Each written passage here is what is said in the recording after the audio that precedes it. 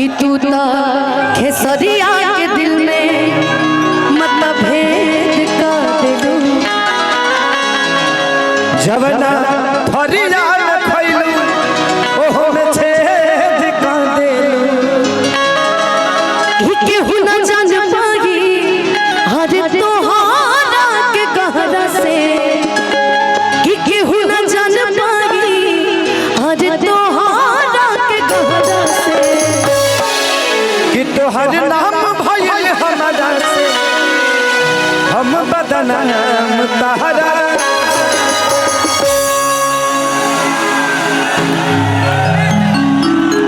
चीजें भूल चुका हूँ मैं। ये कभी कभी अनुपमा खोती है मुझे याद। सच पूछो तो जिंदगी में कुछ रास्ते ऐसे होते हैं जिसे भूलने में ही भलाई है। और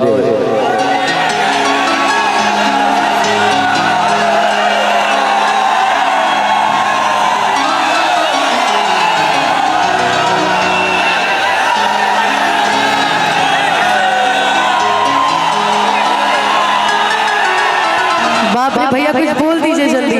हम खुशी नहीं गम चाहते हैं, हम खुशी नहीं गम चाहते हैं। खुशी उन्हें दे दो क्योंकि उन्हें हम चाहते हैं। ये दिल टूटना के कवनो अरे होला आवाज हो फिर कैसे सुनी जमाना कि हो जाइबू दोसर के तू। अरे कुछ दिन के बाद दिल पगला रोही बंदीवाना बन के दुल्हनिया जइबू जहिया सैया जी के गाँव में रखिया अपना राजा जी के तू झुलनी के छाँव में। किसी खिले हम भी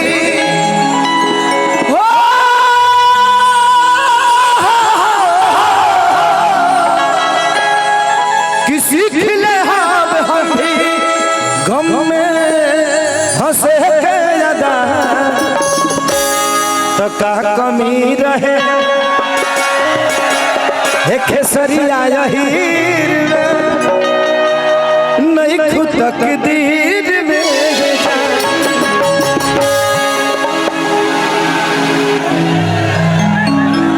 जहर दे ये दे तू मिलाइए के खीर नहीं खुद तकदीर में